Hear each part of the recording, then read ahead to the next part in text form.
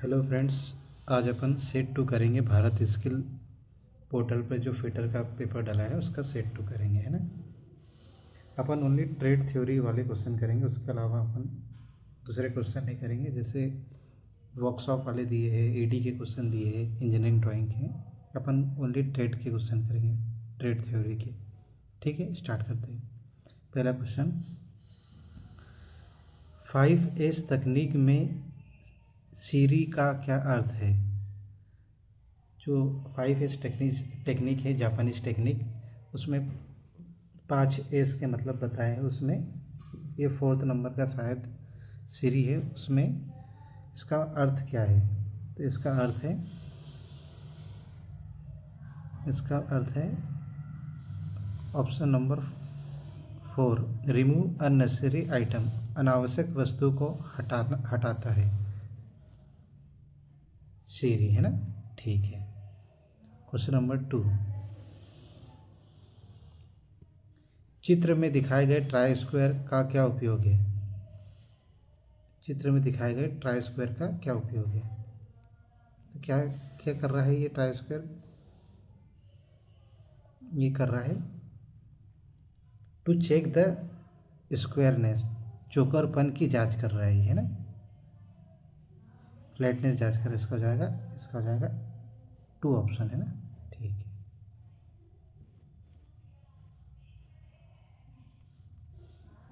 Question number 3, V block के दोनों ओर दिए गए ग्रूव का क्या उपयोग है। वी ब्लॉक में जो 2 ग्रूव दिए जाते हैं दोनों ओर, उसका क्या उपयोग है। तो उसका उपयोग है होल्डिंग क्लेम। जो क्लेम फंसाते हैं उसको होल्डिंग करता है, उसको पकड़ के रखता है। वी ब्लॉक में 2 ग्रूव दिए जाते हैं दोनों साइड, उसका उपयोग होता है होल्डिंग क्लेम के रूप में। तो क्वेश्चन नंबर 3 का हो जाएगा 4 ऑप्शन।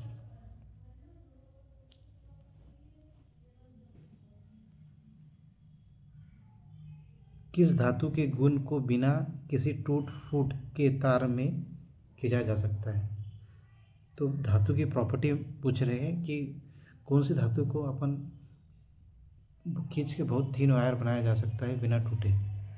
तो ये होता है धातु की प्रॉपर्टी, ये होता है डक्टिलिटी। ऑप्शन नंबर ए सही होगा इसका, 1, ऑप्शन नंबर 1 सही होगा, है ना। ठीक है।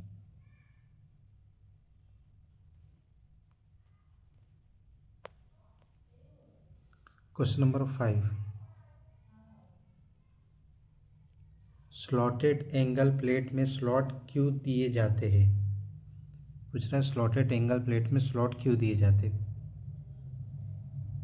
तो इसका हो जाएगा जॉब क्लेम के लिए। ऑप्शन नंबर ए सही हो जाएगा, फर्स्ट वाला ऑप्शन सही हो जाएगा। जॉब को क्लेम करने के लिए स्लॉटेड एंगल प्लेट में स्लॉट दिए जाते हैं। 5 का हो जाएगा फर्स्ट।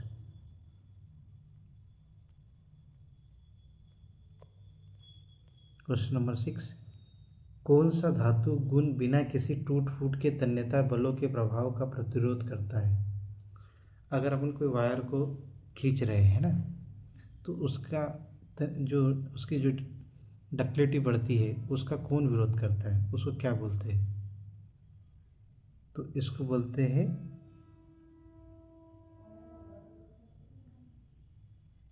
टेनेसिटी। इसका ऑप्शन नंबर 2, किसी धातु को बिना किसी टूट फूट के तन्यता बल का विरोध करता है उसको बोलते हैं tenacity. Option number 2।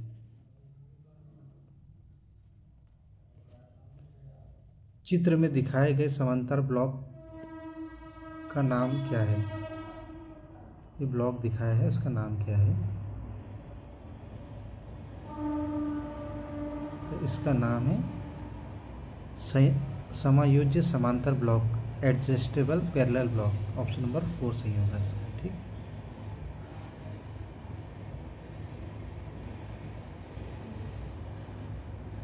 Question number 8, rough forging और कास्टिंग में कौन सा मार्किंग मीडियम लगाया जाता है। Which marking medium is applied in rough forging and casting. तो इसमें कौन सा मीडियम लगाया जाता है?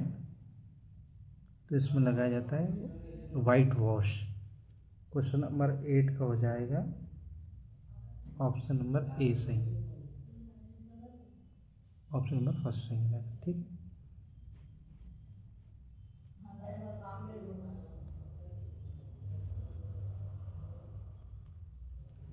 क्वेश्चन नंबर 9, अलग अलग प्रोफाइल को काटने के लिए किस मेटल कटिंग सॉ का उपयोग किया जाता है? इसमें अलग अलग प्रोफाइल काटने के लिए किस सॉ का प्रयोग किया जाता है? तो ये हो जाएगा क्वेश्चन नंबर 9 का हो जाएगा कंटूर बेंड सॉ। अलग अलग प्रोफाइल काटने के लिए इसका उपयोग किया जाता है, इसका हो जाएगा option number 3।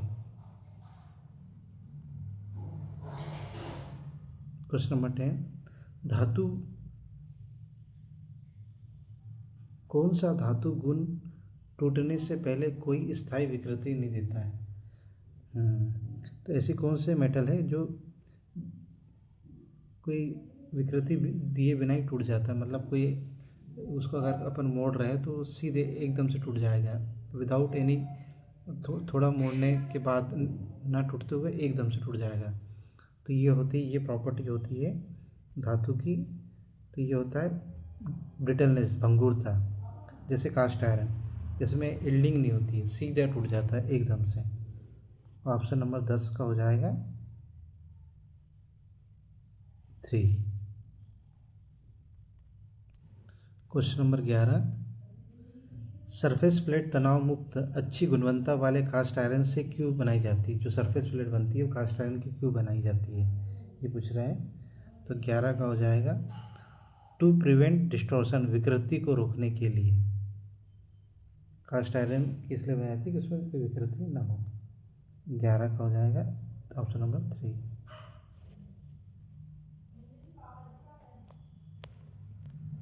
Question number 12, adjustable समांतर ब्लॉक का मुख्य लाभ क्या है? एडजस्टेबल समांतर ब्लॉक का मुख्य लाभ क्या है?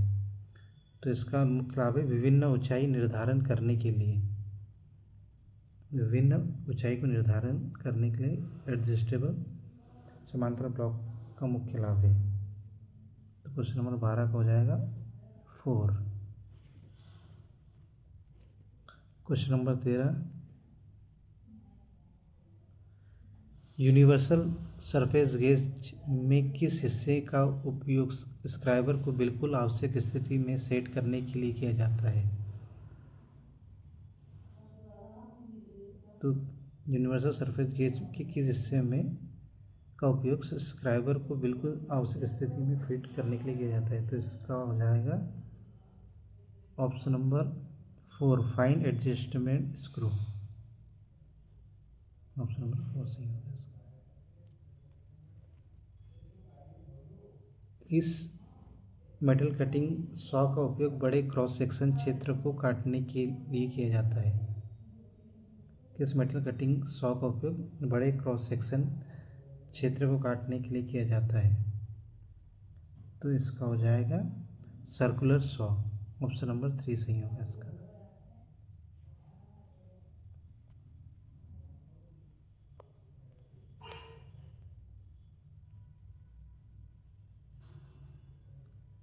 कौन सा धातु गुण झटके या आघात को झेल सकता है?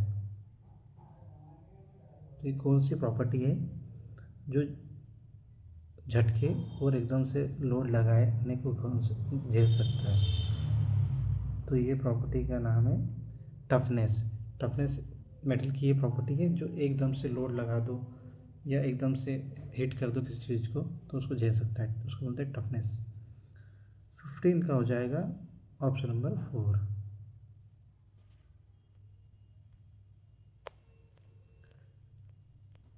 सिक्सटीन हो गया, एंगल प्लेट में रिब्स क्यों दी जाती है?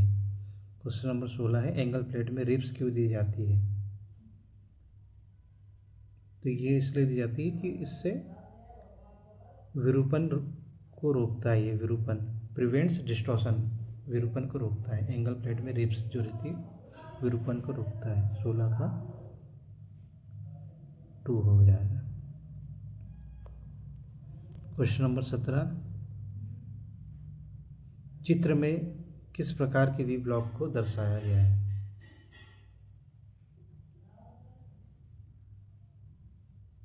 तो ये है double level single groove V block है ना, double level single groove V block. तो क्वेश्चन नंबर 17 का हो जाएगा 3, option number 3।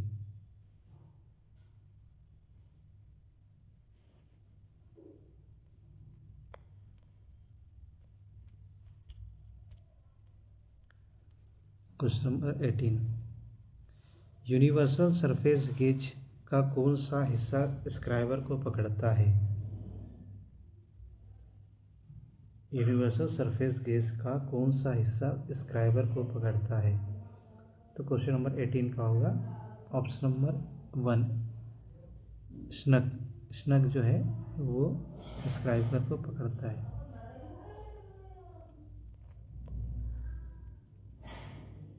Which metal property is beneficial for melting? पिघलने के लिए कौन सा धातु गुण फायदेमंद है?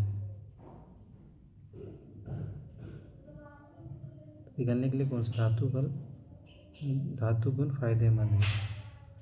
तो 19 हो जाएगा फ्यूजिबिलिटी, ऑप्शन नंबर 1 ए।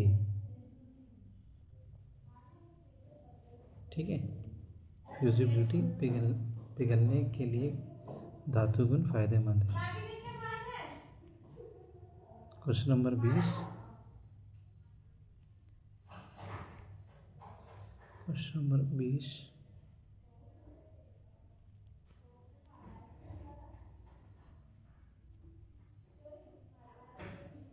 चित्र में दिखाए गए धातु काटने वाले आरे का नाम बताइए। What is the name of metal cutting saw show in the figure? तो ये जो शॉ है ये किस टाइप की है, इसका नाम क्या है? तो क्वेश्चन नंबर 20 का हो जाएगा सर्कुलर शॉ, इसका ऑप्शन नंबर 3 सही हो जाएगा। ठीक है,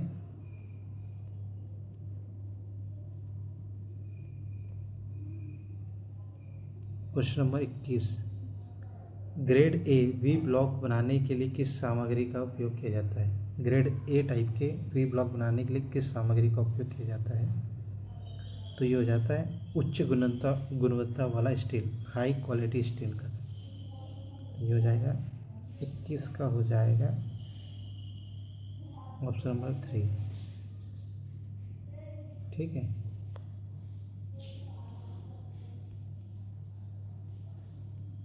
क्वेश्चन नंबर 22, कौन सी धातु ऊष्मा और बिजली की अच्छी संवाहक है? Which metal is good conductor of heat and electricity? तो क्वेश्चन नंबर 22 का हो जाएगा कॉपर की कंडक्टिविटी एंड इसमें इलेक्ट्रिसिटी बहुत इजीली ट्रांसफ़र होती है। सबसे बेस्ट कंडक्टर में से एक आता है आफ्टर सिल्वर। चांदी के बाद सबसे अच्छा कंडक्टर होता है तांबा। तो इसका हो जाएगा option number 3। Question number 14, aluminium के लिए विशिष्ट गुरुत्व क्या है? What is specific gravity for aluminium? तो ये हो जाएगा एल्यूमिनियम के लिए होता है स्पेसिफिक ग्रेविटी, ये हो जाएगा 2.8 kg पर centimetre square, option number B. Option number 2, धातु के किस गुण में घिसाव और घर्षण को झेलने की क्षमता होती है? धातु का वो कौन सा गुण है जो घिसाव और घर्षण को झेलने की क्षमता होती है? तो ये हो जाएगा टफ, ये हार्डनेस कठोरता, जो उसके का गुण है जो घिसाव और घर्षण की झेलने की क्षमता होती है, हार्डनेस, ऑप्शन नंबर 2।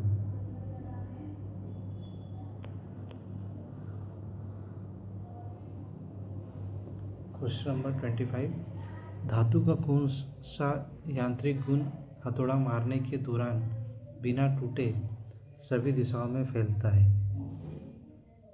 तो ये वो कौन सा गुण है जो हथौड़ा मारने पर सभी दिशाओं में फैलता है? ये होती है मेलेबिलिटी, आघातवर्धनीयता।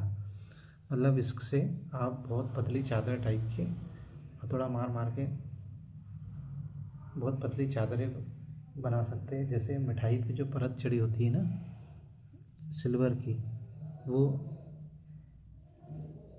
इसी प्रोसेस से होता है मेलेबिलिटी, क्योंकि सिल्वर की मेलेबिलिटी आघातवर्धनीयता सबसे ज़्यादा होती है। तो सिल्वर पे हथौड़ा मार मार के उसके पतली चादर जैसी बनाई जाती है, जिसको मिठाई के ऊपर सिल्वर की कोटिंग चढ़ा दी जाती है। तो क्वेश्चन नंबर 25 का हो जाएगा ए, मतलब फर्स्ट ऑप्शन। 26, चित्र में दिखाए गए संयोजन में छिद्रों का पता लगाने के लिए किसका उपयोग किया जाता है? तो छिद्रों का पता लगाने के लिए किसका उपयोग किया जाता है? इसका होता है डॉवेल। डॉवेल का उपयोग किया जाता है छिद्रों का पता लगाने के लिए। क्वेश्चन नंबर 26 हो गया। 27, चित्र में दिखाए गए वर्नियर बेवल प्रोटेक्टर का पाठ्यांक क्या है? तो इसका पाठ्यांक क्वेश्चन नंबर 27 है, तो पाठ्यांक क्या है? तो इसका पाठ्यांक है 41। ये हो गया 41 और इधर हो गया 41 डिग्री 50 सेकेंड। ये हो जाएगा A2 ऑप्शन सही होगा इसका।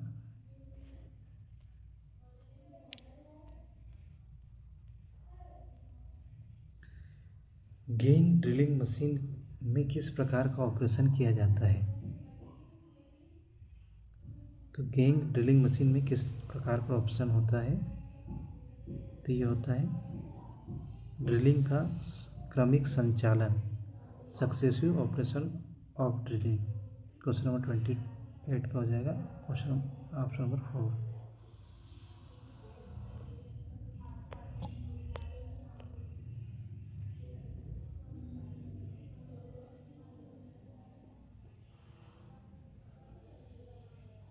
Question number 29, vernier bevel protector में स्टॉक का एक अभिन्न हिस्सा कौन सा है?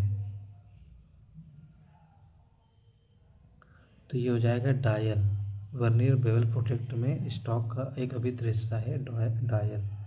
29 का हो जाएगा A2।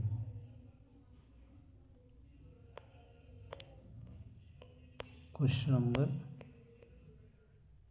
30, चित्र में दिखाए गए एक्स के चिन्ह भाग का नाम बताइए। जो एक्स है उसका नाम बताइए।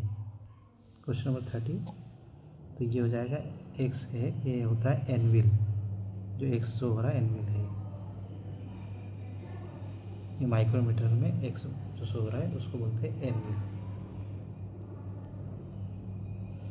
Question number 31, metric outside micrometer की सटीकता होती है। What is the accuracy of metric outside micrometer? तो इसकी होती है 0.01 mm। 0.01 mm option number A सही हो जाएगा इसका, ऑप्शन नंबर 1।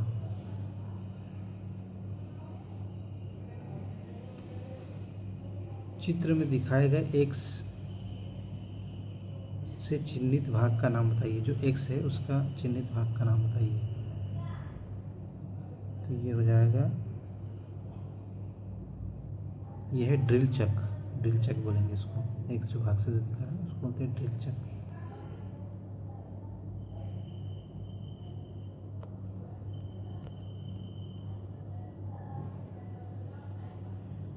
चित्र में दिखाए गए एक्स भाग का नाम बताइए। ये एक्स भाग है 33 का।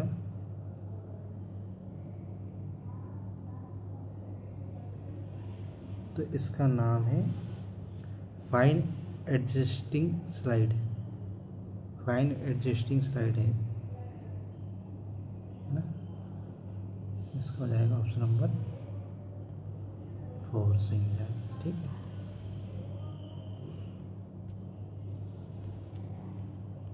क्वेश्चन नंबर 34, चित्र में दिखाए गए ड्रिलिंग मशीन का नाम बताइए। ये किस टाइप की ड्रिलिंग मशीन है? तो ये पिलर ड्रिलिंग मशीन, ये हो जाएगा ऑप्शन नंबर ए सही हो जाएगा इसमें।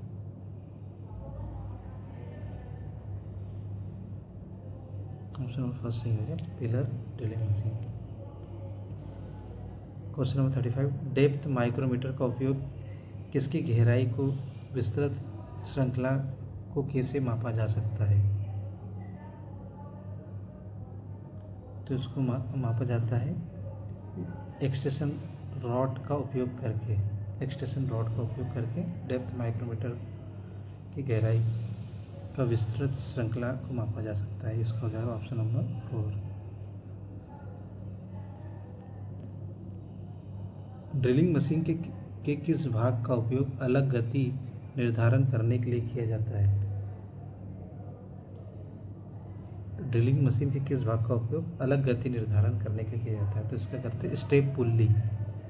36 का हो जाएगा option number 3। Question number 37, drilling machine के प्रकार की पहचान करें जिसका स्पिंडल हेड कॉलम की ओर या उससे दूर ले जाया जाता है। मतलब कौन सी ड्रिलिंग मशीन है जिसका स्पिंडल हेड कॉलम की ओर से उससे दूर ले जाया जा सकता है?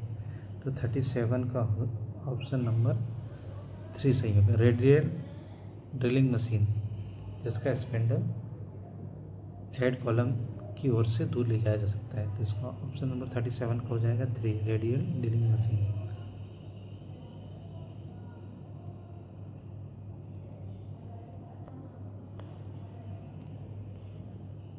क्वेश्चन नंबर 38, चित्र में दिखाए गए इंच ग्रेजुएशन के साथ वर्नियर कैलिपर की रीडिंग क्या है? तो इसकी रीडिंग हो जाएगी